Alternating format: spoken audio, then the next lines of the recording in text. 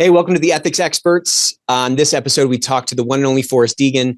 You're going to absolutely love this episode. He has such a cool background. He was at Abercrombie and a bunch of other places, and he just has a way of driving change in an organization. And a lot of the things that we talk about on the show and that we talk about on the webinars, he's really lived out in, I think, some meaningful ways of focusing externally, building relationships within the company, connecting our agenda to the things that the people who you're trying to influence care about. And I think there's a lot you're going to learn from it. Hope you enjoyed it as much as I did. Welcome to the Ethics Experts, where we're elevating ethics and compliance and HR to the strategic level it's supposed to be. What's up, Forrest? How's it going? Welcome to the Ethics Experts. Hey, Nick, great to see you. Been excited to get you on, man. Our pre-show call, I think, was like, usually they're like 15 or 20 minutes. We ended up talking for like 2 hours almost. Yeah. So finally we can let the rest of the world hear about what we talked about. So listen, you have such a really cool, you have a really cool background. We've kind of become friends over the last couple of years. And you're just somebody who I think is a real kind of forward thinker, and a lot of the experiences you've had, I think, have manifested the way that you've been able to drive impact in corporate compliance organizations. Our audience is all, compliance folks, people who are trying to drive better cultures of integrity. And like I said, I've been excited to get you on to hear about some of your experiences and, some of the drive or some of the impacts that you've been able to have. But I always like to start with like, what kind of a kid were you? None of us grow up wanting to be in compliance, and yet we find ourselves in this new home that, some of us are really able to blossom and bloom in. What was your childhood like? What were you like growing up? Yeah, thanks, Nick. Love to be here. It's always great to hang out with you. I know we did one of the Thursday events earlier. Yes. Highly reviewed event, by the way. Okay. What's that? Highly reviewed event, by the way. Highly reviewed, yeah, especially that 5 minutes when I was running it. I think that's right. That's right. Yeah, I had a little tech issue, didn't I? That didn't stop me. I love this format, right? I've been listening for a while and caught up in a couple episodes recently, and I do think it's helpful, right? Start at the beginning. Totally. The context is critical. This could end up being the whole time, right? I'm not supposed to be here is one of the messages. My mother is first generation, Mexican American. My father was, millionth generation Irish American. What's the one place that Mexican and Irish are going to meet? It's a Catholic church. So they meet at a Christmas party, in the early 70s. My mother is the first person in her family to ever go to college, right? They get married. They have 2 kids, me and my brother. I am the younger. I think sibling order comes up a lot, I think, on this podcast. And yeah, that's a big thing for me because I'm the oldest. So it is. Yeah. So like, as different as my parents were and their backgrounds coming together, they got 2 kids, which were, quite different. The shorthand version of it is that my brother is Spock and I am Kirk. Okay. He would embrace that. I say it. He is the older kid. He, for fun, would spend his summers on scholarship at Caltech.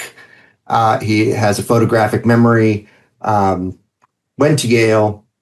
I did not do any of those things. I, came along 4.5 years later. Had to verify, at each grade. Yes, we actually were related. My brother and I, I was much more comfortable around people, engaging, communication, dabbled in drama, which my daughter's now doing, which is a lot of fun. And credit to the family, credit to my parents. You did not have to succeed one way, right? We were both supported and celebrated, right? Regardless of our differing talents. And I think that was a real gift and a real benefit. My father passed when I was 19, medically retired while I was in middle school from his job. He was a civilian working for the Air Force as an engineer. My mother worked for the state, in both human services and then employment commission. I grew up in South Texas. And, with that, family tree, did not have a lot of exposure to corporate life or examples in my life of people who worked for companies as opposed to, government. And so, when I got to college, I'm thinking, well, gosh, I know what astronauts are and like firefighters are, and I don't really know what else there is out there. And I went to University of Texas, Austin undergrad, and smartest thing I did there was minor in something called business foundations, which was, it was just professionals that would come in, marketing, advertising, legal, and tell war stories. Yeah. Right? So freaking interesting, I'm sure. Oh my gosh. It's all I remember from undergrad and I model my own class at, Chicago Law School after that minor that I did, where it's just war stories. That's what stuck. Right. And that's where I started to see a place for myself in the professional world. Right. And so, there was a class, legal environment of business, that was, one of these. And I still remember for Halloween, like the professor, practitioner, no reason at all. He just like did a reading of The Raven. Like, I don't know, but I got this guy. I just connected with this guy. I was like, okay, that guy's a lawyer. He's in front of an audience. Maybe that'll work. Did not inherit the good grades from my brother, but did do really, really well on multiple choice tests. And so luckily there's just logic, games, and reading on the LSAT. And so I was, fortunate enough to go to Duke for law school. And then clerked back in South Texas. And then kind of started the career from there. So what were you doing in South Texas after law school? Yeah. So when I think about, that's how I got to law school. How did I get into ethics and compliance? Like, where's the spark for that? Yeah. I clerked for Judge George Kazin out of Southern District of Texas. And I was thinking in advance about kind of how that experience led me down this path. And, Judge Kazin was on the bench for 40 years. He actually grew up in Laredo in South Texas, one of like 10 kids. Was at the time, at the beginning of the 60s, the youngest graduate ever from UT Law. Oh, wow. Graduated at 20. The guy was a genius, and went and served in the military, and then came back to Laredo, came back home, right? Was nominated for the bench, served for 40 years.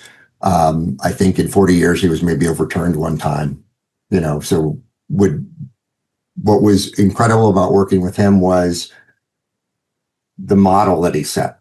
Yeah. Right? Obviously a genius. I'm not going to be that smart, but I can be that kind. I can be that curious, right? I can be that open to differing opinion, right? And he did. He loved asking questions. He loved getting counter arguments and different point of views, would challenge us. And anybody who stopped in the office on whatever the topic was, he just had a curious and active mind, but a generous spirit, and stayed true to his faith and to his family and to that town. And now the courthouse, the federal courthouse, is named after him. Wow. And so seeing somebody who was not just at the top of the profession, but just modeling a behavioral style, right? That it lent positivity, right? And that's one of those things when I talk to people about mentorship and finding, folks in your own career to support you, think about those that are giving you energy as opposed to taking energy away. Mm-hmm. Right. And that started with him. That started with well, how lucky to have been, to spend that time with somebody like that, because he sounds like a really special, unique kind of a person. And that was probably, well, I guess I'm asking, what was kind of refreshing about that, or how did that sort of conflict with maybe the picture you might have had coming out of law school of like what a judge was, right? Because we have these sort of like stereotypical archetypes of like, oh, a judge is going to be, I don't know, maybe I'm just projecting a little bit here, but like what stereotypes were kind of shattered working with him? Well, what I think was interesting about it was, there was the man on the bench, right? And that, that professionalism and that aura that was there, but you could maintain that and again be at the top of your game while also being, very generous, very humble, right? Like being humble and humility is not a word you think of maybe at the top of the practice, but here was a man, who really lived it. Like, would go to church every day, like always had time for grandkids and our families. I remember getting sworn in, and he invited our families to come stand with us, like, as we're getting sworn in. I mean, it just a thoughtfulness and kind of a humility about kind of what really matters, I think, was different. The other thing about the fortune I had working there with him was the other side of it, right? Like he was showing us just through how he lived his life, how to live ours. And the experience of clerking for a federal judge allows you to see how not to practice the law, right? You see, it comes in all stripes, right? Whether it's pro se through folks that are represented, either by plaintiffs firms or big defense firms, like there's no shortage of ways to do it wrong. And what was so insightful for me having that clerkship was, number one, seeing and getting to model after, this judge at the top of his game, right? But also seeing how what you write, how you present yourself when you call in to talk to the clerk or ask a question or do whatever, how that can affect outcomes in different areas, right? Like your approach to your work for your clients, right? Even if not just, it's more than just a formal paper. It's more than just a formal argument, right? There's a whole human side to it that, you do not appreciate until you live it. And so that combination of things, seeing like his model of behavior and then the exact opposite, or the potential for the exact opposite from folks coming before the court, was super helpful when I went into private practice. Yeah, because it's such a contrast, right? It sounds like he's somebody who, you said that he was a genius, but he had this kind of humility both in his life and probably in his, like from an intellectual standpoint, that allowed him to maybe be more flexible in terms of like considering a different position or hearing out an argument that maybe he wouldn't have made himself or something like that. And then on the other side, kind of to your point, it sounds like he's somebody who didn't like sell out. Like he was himself in sort of all these different, roles, whether he's in the chambers or he's on the bench or he's, outside of the courtroom. Kind of that, it sounds like he was kind of a good example of being that same person and being able to draw that same through line and not sort of be this, like duplicitous type of facade kind of that a lot of people I think kind of embrace maybe as a, defense mechanism, or they think like they have to act this way because they saw, a lawyer on TV act this way or something like that. And then again, on the other side of it, you saw how clueless, outside counsel could be, people appearing before the court, who assumed credibility, right? Like felt that they had the right to be there, the right to win, regardless of kind of behavior or demeanor, and realizing again, it's so much more than just whatever's on the page or said in court. The most effective people were those that, were kind to everybody, were considered, right? Like and this notion, and we'll get to it later, of like inspiring discretionary effort. It starts there when you get to see behind the scenes how one of these machines works.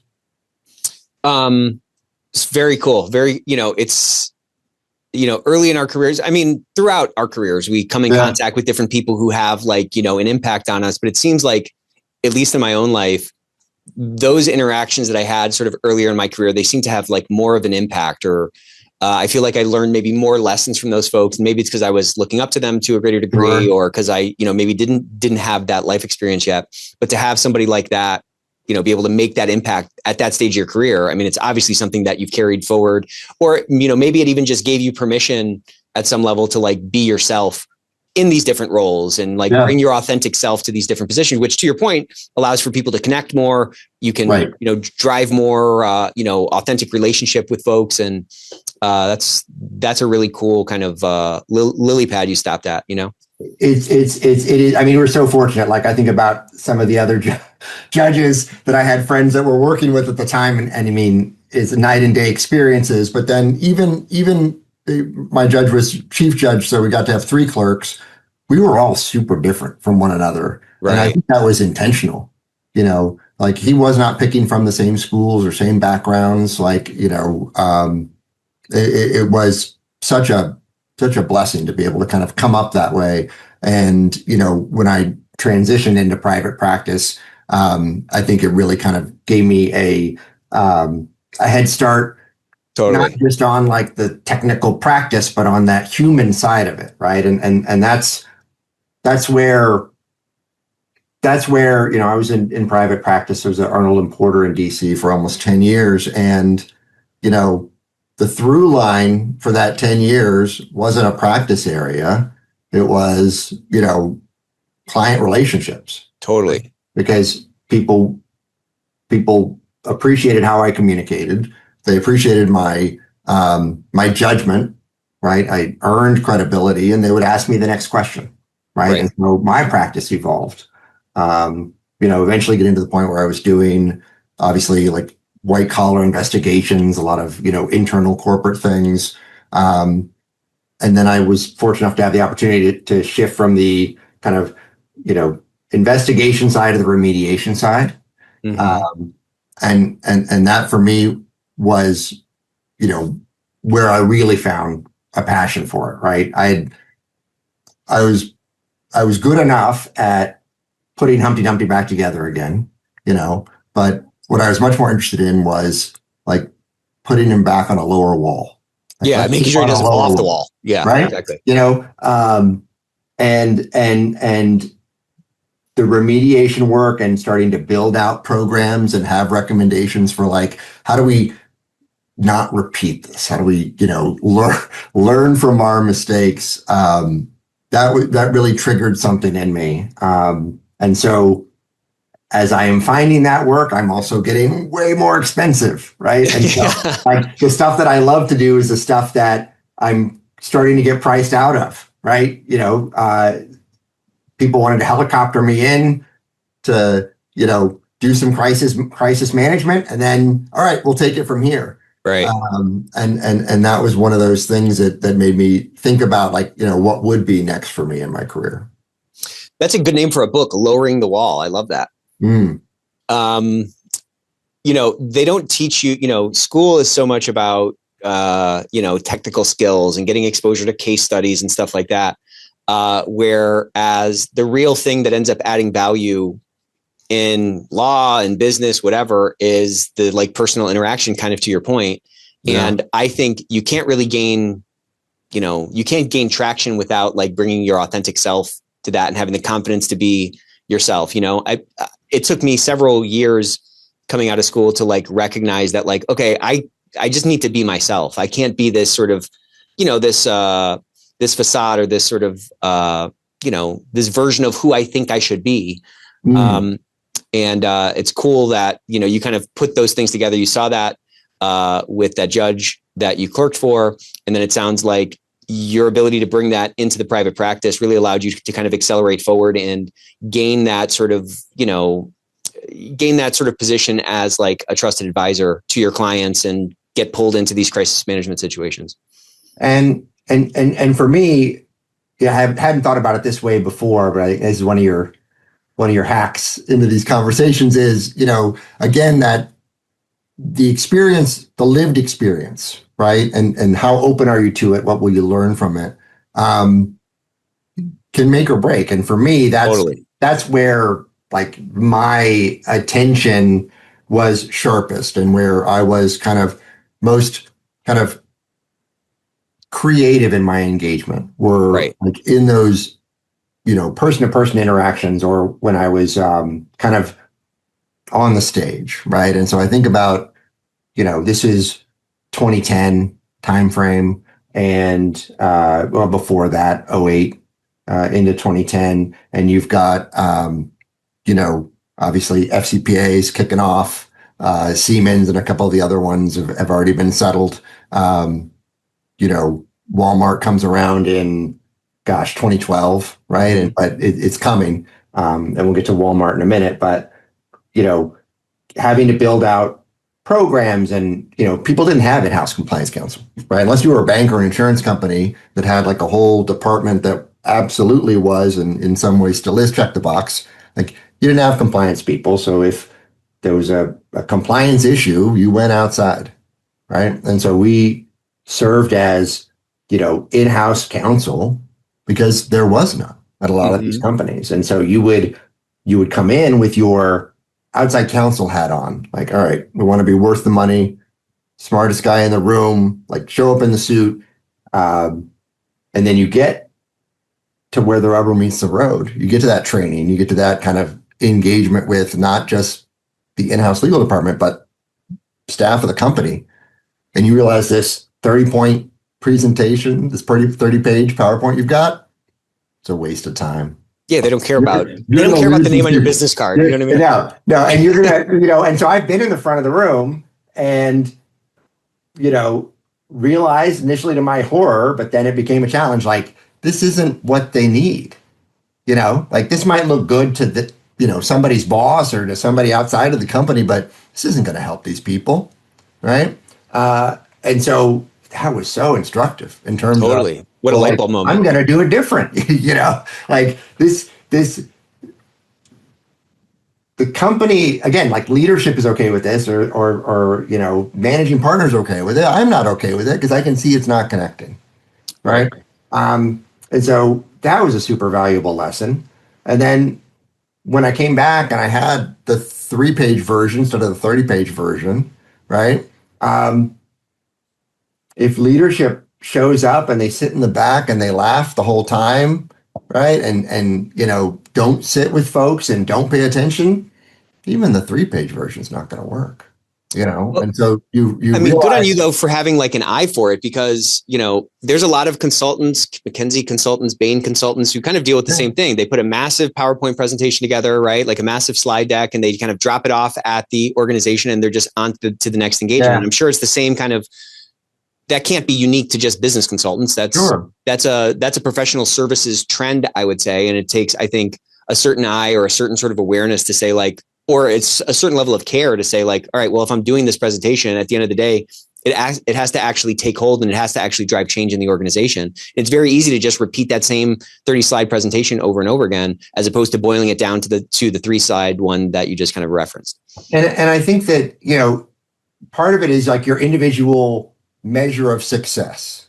Right. My hours, yes. Was it legally sufficient? Absolutely. Right. But for me, success was like, did I keep the attention in the room? Did I actually teach something at the end of the day?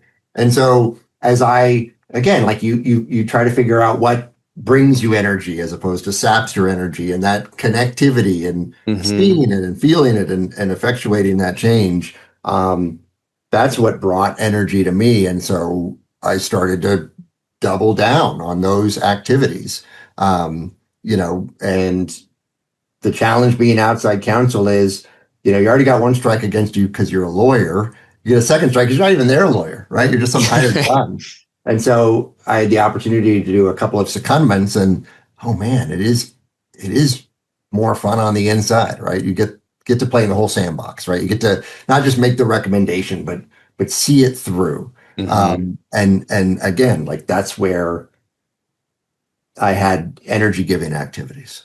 Yeah. And it's kind of the difference between like teaching a lock picking course versus like actually picking the locks yourself. Once you're in there, you actually have to make sure that these plants take root inside the organization.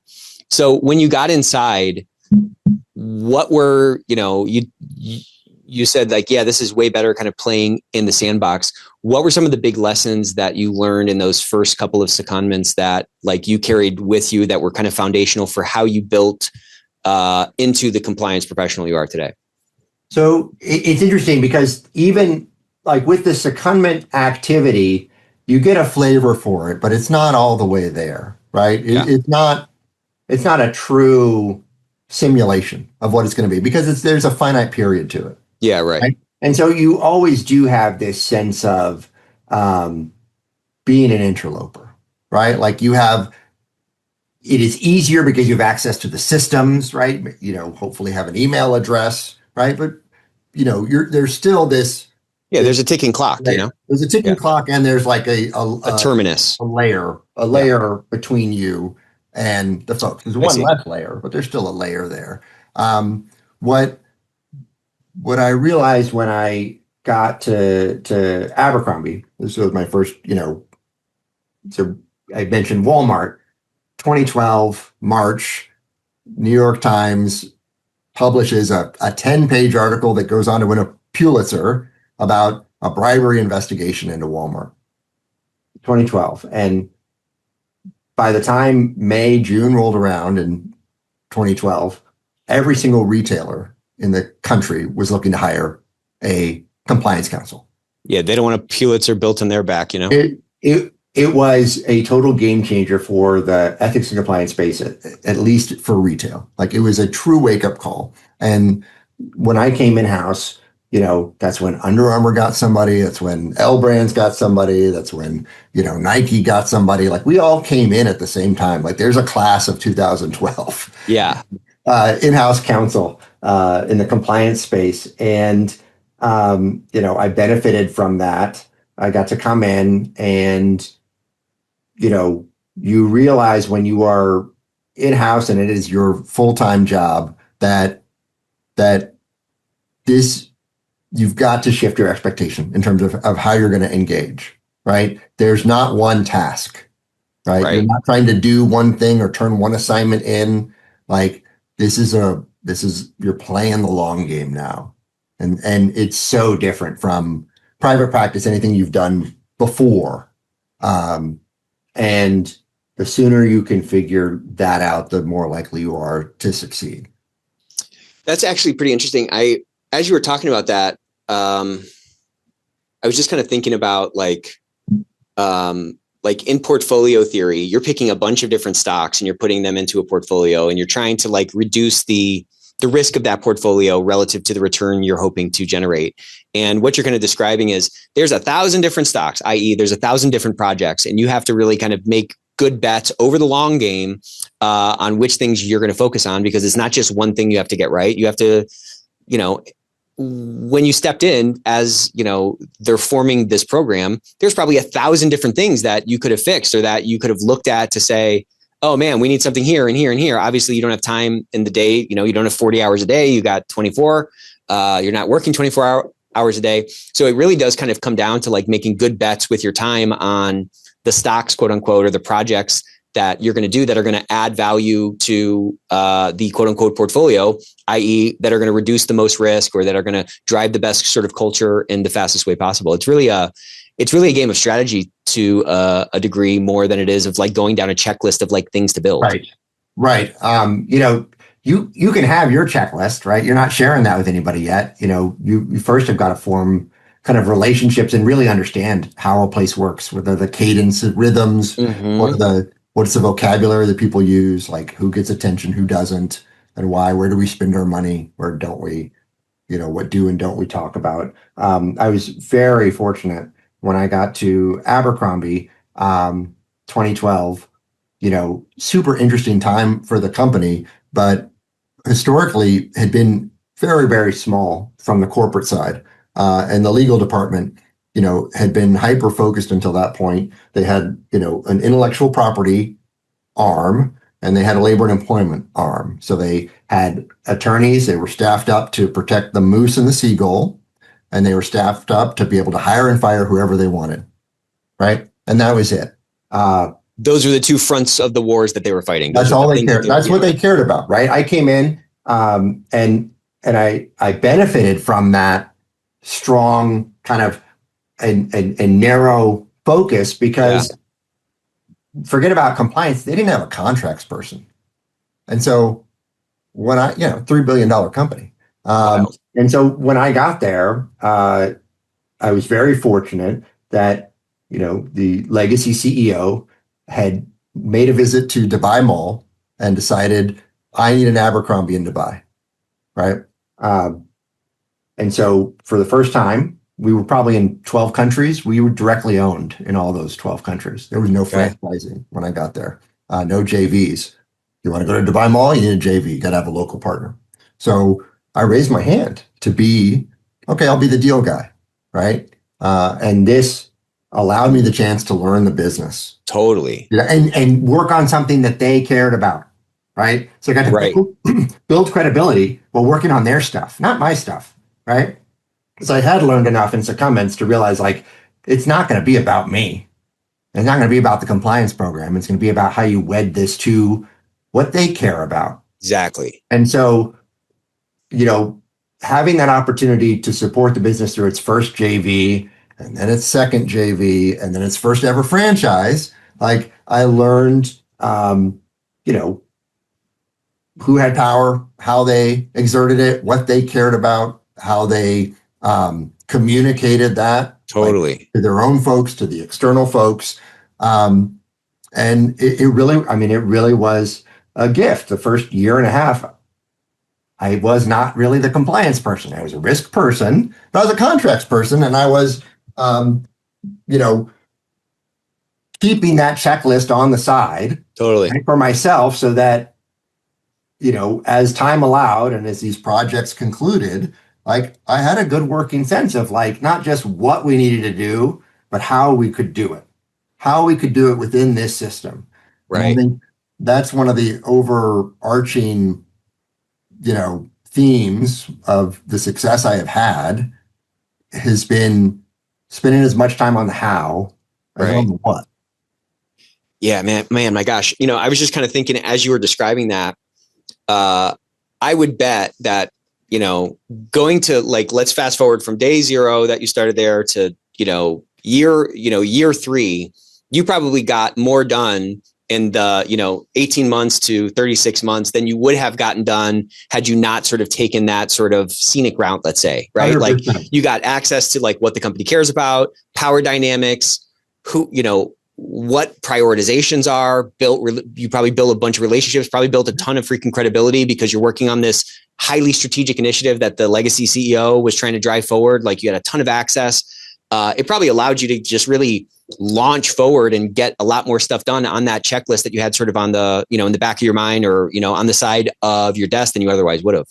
It's so true because you can get caught in an echo chamber. Totally. And I would have been completely justified. When I got there, the company had a code of conduct that had been written on an actual typewriter. And then a PDF of it scanned into the system. It was amazing. 12 pages of single space typing that I think was at something like 20th grade level, which is, I don't know, if you're post PhD. Yeah. You could look on the internet to see how many people had viewed it. 6 people had viewed it. I think I was probably 4 of those. There was zero training. There was a lot to be done. And it would have been completely justified to focus just on those things. But again, going into an environment where there's no muscle memory there. Right. There's headcount. So you got enough buy-in to get hired. Right. But that doesn't mean you can, roll out the effective elements of a program without, explaining what on earth you're even doing there. And so I had the opportunity to see how things did get done at this place and then copy that, right? Because at the end of the day, it's not my stuff. It's our stuff. Right. Right. And I'm not going to win if I, don't adopt and co-opt like the channels and the vocabulary and the approach of the company. Yeah, you got to speak the language of the company. I mean, to your point, it's our stuff. It's not your stuff. It's easy though to get self-focused, and it's easy to have that, again, maybe it's a little bit what we were talking about kind of before the call, but like that, when we're in sort of a fixed mentality or like a loss-based mentality, your cortisol goes up, your self-preservation goes up, and you can't help but kind of make it about you. But when your eyes are open to opportunities, inherent to that is a curiosity, inherent to that openness is an outward focus that allows you to kind of see the lay of the land, see where the pieces on the board are, that then can kind of inform your strategy down the road to make your stuff, quote unquote, our stuff, and get that buy-in that's actually going to, take root, and that's going to actually kind of drive the change that is going to kind of satisfy that checklist you have.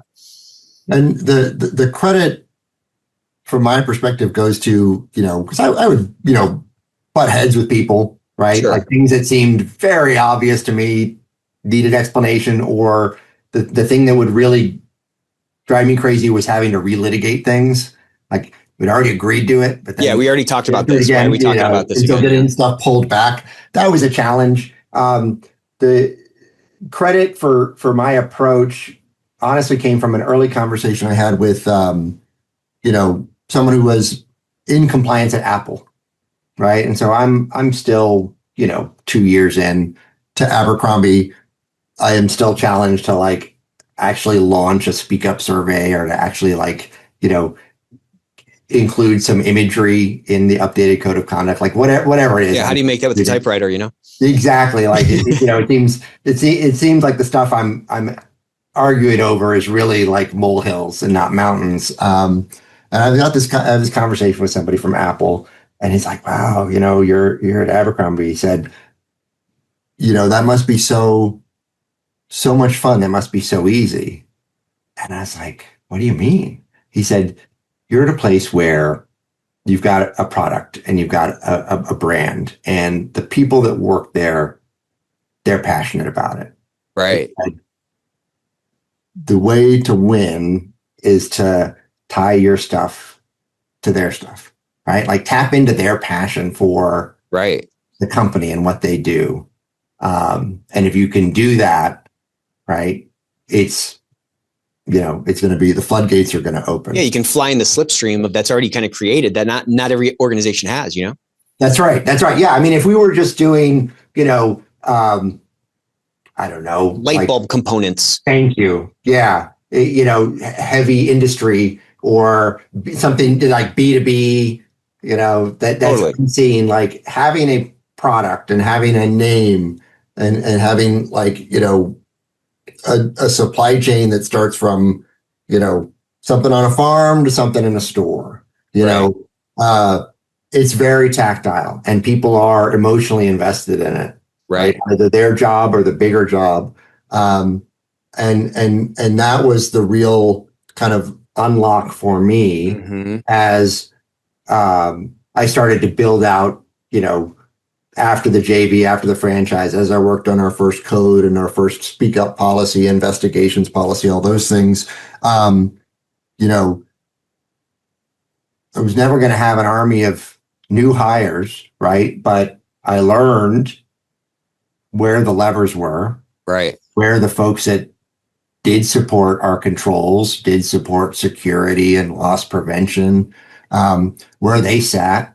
And I started to like bring them together. Yeah. Bring them together in terms of, number one, we're all on the same team. Number two, we care about and do things in a lot of the same ways. And we can learn from one another and also accomplish more, right? If we see it through a similar lens. Yeah. Yeah. And you can see that this is not like an additional thing. This is, again, a lot of people are coming into organizations and they start pulling levers, but a lot of those levers don't have leverage. And you seem to have found like some levers that did have leverage that could actually drive some change forward. And how interesting that it really just came down to framing, how you were framing the problem, and how interesting that it took this, sometimes when we're in the forest, we can't see the trees or whatever that is, or you can't see whatever it is. But like, he was able to say like, wow, you have this brand that people are passionate about, connect to that. And like, that works everywhere, even if you're at a light manufacturing company, there are things that everybody cares about. And if you can kind of start to tune into that song that people are singing, you can probably find a way to connect whatever you're doing in compliance to those things. And then you're not swimming upstream. You know what I'm saying? You're swimming with the current. It was a very tactile example because, it's retail, like our reputation is there, but any company, I'll go further than that, any organization, right? Like when you talk about kind of organizational change, organizational buy-in, whether it's a university, publicly traded company, software as a service, like, we are all agents of this company, right? And we have an opportunity to protect and promote this thing, right? And so you don't need to be the expert in everything, right? You just need to care enough to ask questions, right? If there's something, if something seems out of place in where you operate, like raise your hand. Yeah, again, that's what it comes down to. I mean, when you're starting from nothing, like your checklist isn't going to get you there. It's going to have to be a bit of that mindset shift. Yeah. Man, I'm just kind of like, I always love starting with that question that we started with, because you can see so many kind of threads that connect back to it, that like curiosity, that asking questions, that outward focus that really gives you a lot of extra information for you to kind of plan your path forward or plan your strategy on how to get done what you need to get done. I had an example. There was in the pre-work, we were talking about like questions of how is the skill set portable? Yeah. Right? And, I think about it in terms of like that curiosity, that desire to like solve the whole problem and keeping that end user in mind. Right. So even pre-compliance, this is kind of my approach to things. And once I was in-house and I was connecting dots between health and safety and the merch regulatory team and our global trade compliance team and our information security team, and saying like, hey guys, like, we all are trying to do the same things around, training and communication and monitoring and enforcement, right? Different spaces, but same things. I was able to get them to work together, to see themselves, information security is apples, merch regulatory is oranges, but I was like, guys, we're all fruit. Yeah, right. Let's ladder up and talk about this as fruit. Yeah. And once I had those folks kind of talking to each other and learning from one another, we really built momentum. And the example of the portability of the skill set comes after we'd established this. We developed a hybrid, reporting model so that we could benefit from, these risk and controls expertise that we already had within the company that had just been siloed. I got to pull people for special projects. And I remember getting the trade compliance team, the global trade compliance team, which was, best in class. I remember one of the first side projects I gave them, I was like, okay, guys, we're going to tackle the mail. We're going to tackle the mail around here. And they were not happy that this was the project. This is the project. This is your big idea, the mail? This is my big idea. Is like, what are you talking about? And so coming from a law firm, interoffice mail, like you get pouches every day. Everybody's got a mail slot, like stuff is coming through, drafts are coming through. We had multiple offices, so stuff would come around. Paper was a big deal. Abercrombie was very much a in-person, like it had a beautiful campus, has a beautiful campus. There was no e-learning. There was no like remote work. You were in person. And so you had a seat and you had a mailbox. It was, so very much like that traditional office building setting. Yeah. Except everybody was in a short skirt and riding a scooter and was like 20 years younger than me. Other than that, same thing. And everybody had a mailbox and nobody ever got any mail. It was like a running joke at that place that mail was dysfunctional.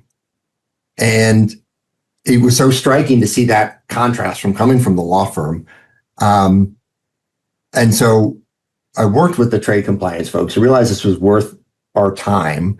And what we realized was that this was costing us a lot of money because we were missing notifications from, tax agencies. And, we had 1,000 stores, vast majority of that mail was getting funneled to home office. It wasn't sorted. It wasn't organized, prioritized. Checks. We were losing checks. We were losing treasury. When I took this on, they were my first and biggest proponent because it's like, we learn about money that's owed to us from agents that come along. Collection agencies come later and say, we'll recover that money for you for a fee. Right? You're like, I don't even know I'm missing that money. They sent us a check 3 months ago. Once it expired, it goes on some list, and then somebody comes and gets 10% to get the check reissued for us, right?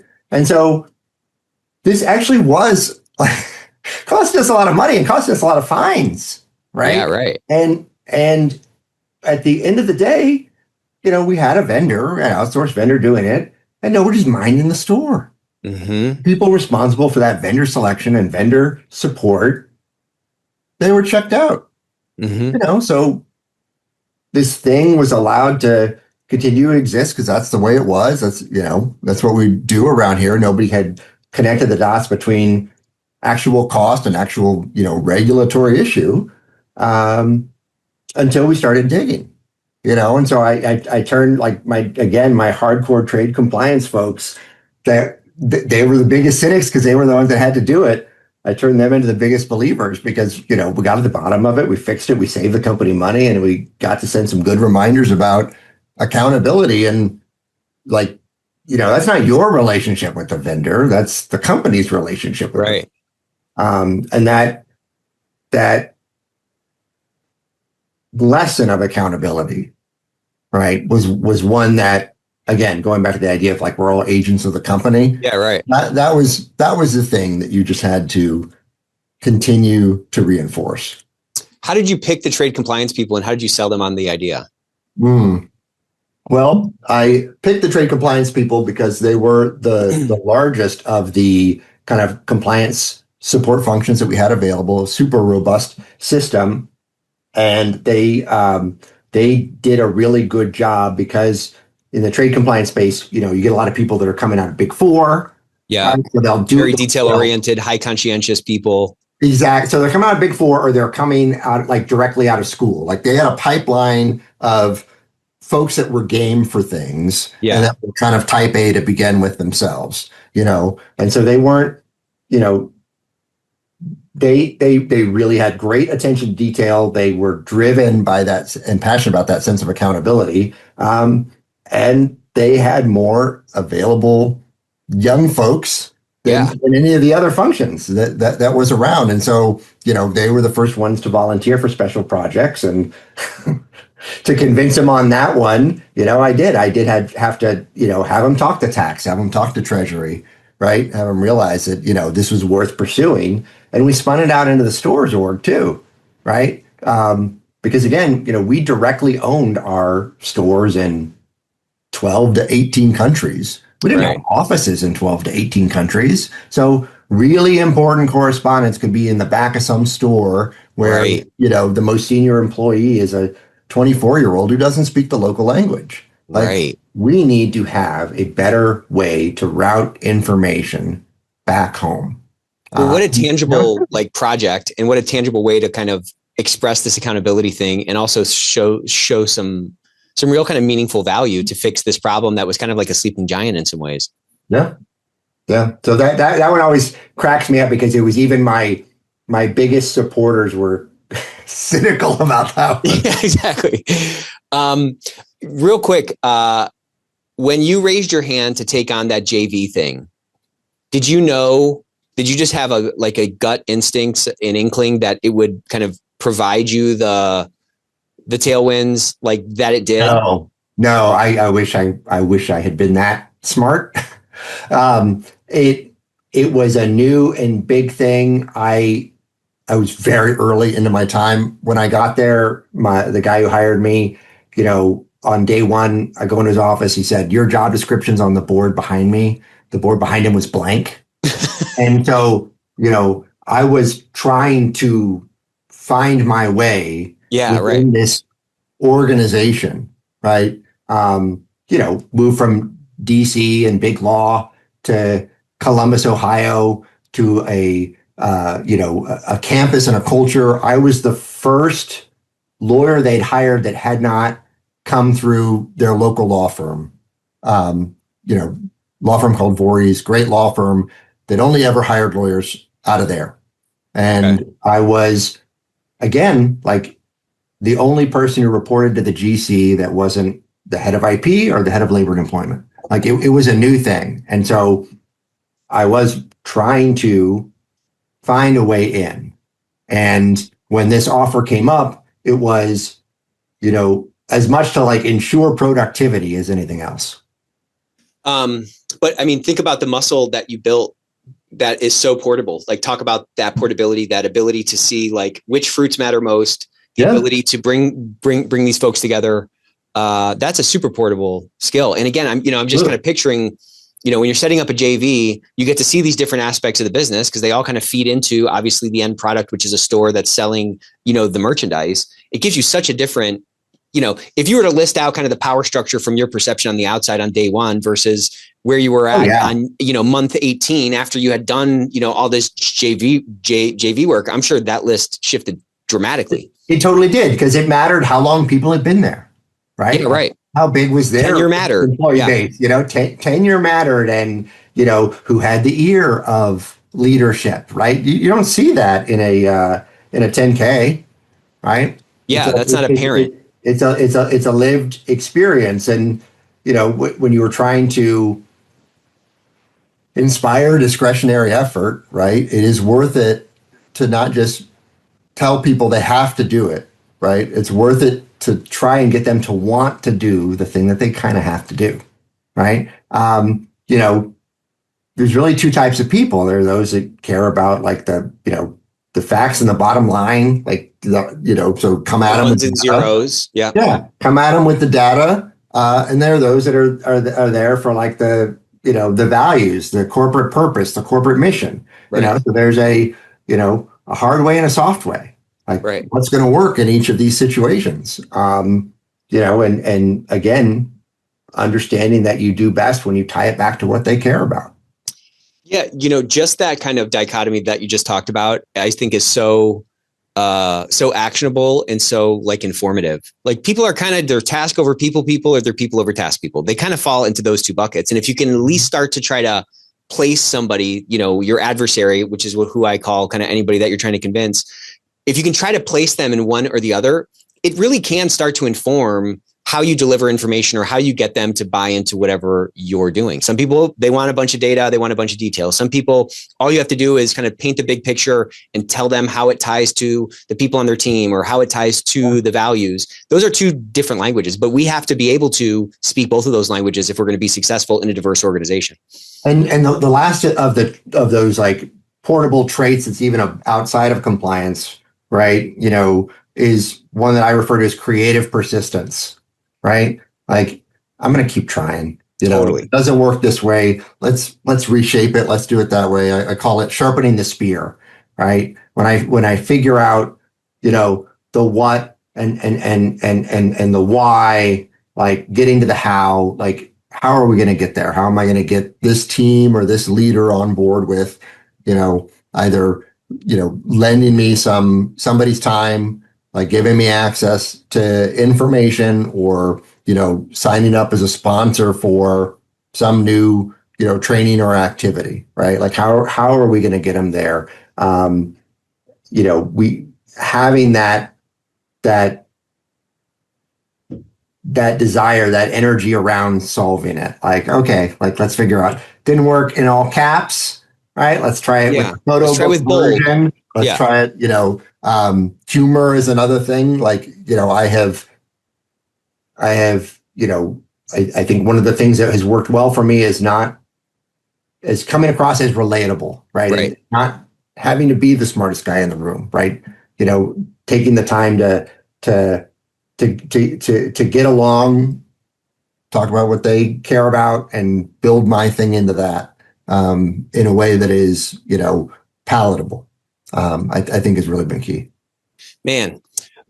So we are over time. I'm so sorry. I could have kept going here. I'd love to have you back. We got to do something again. We didn't even get to talk about those 5 levers, which I think are a bunch of massive. I mean, we really only kind of scratched the surface at your time at A&F.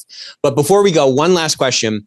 If you can go back in time to a young Forrest, what piece of advice would you want to give him? What's a piece of advice you wish you had sooner in your life that would have been an even sort of greater unlock, or been, even more sort of fuel in your engine? Yeah. Oh gosh. Just like the first question, you could spend the whole time here. I know. Yeah. What would you go back on? The first bit going back would be to say, it's okay. Like, keep going. Yeah. Because it's not a straight line, right? Yeah. Right. Where I started, where I went to school, where I started my practice, where I am now, it's not a straight line. So that kind of that keep going component, and that idea of focusing on, the people, right? The relationships, because, rules are going to change, administrations are going to change, job titles are going to change, but you control what you can. And that is, how you treat other people, right? And, how you present, right? How you show up. And so learning from those models of folks who give energy as opposed to take it away, and really make sure that you are valuing that above the other stuff. Man, I love it. Well, you gave me a lot of energy today, man. Thank you so much for coming on. This is a 10 out of 10. This was really great. Anytime you'd like to come back, I'd love to have you. But appreciate you so much, man. This was really a lot of fun. I really appreciate it. Like I said, I love the format, and always a pleasure to talk. All right. We'll see you soon. Take care. Take care.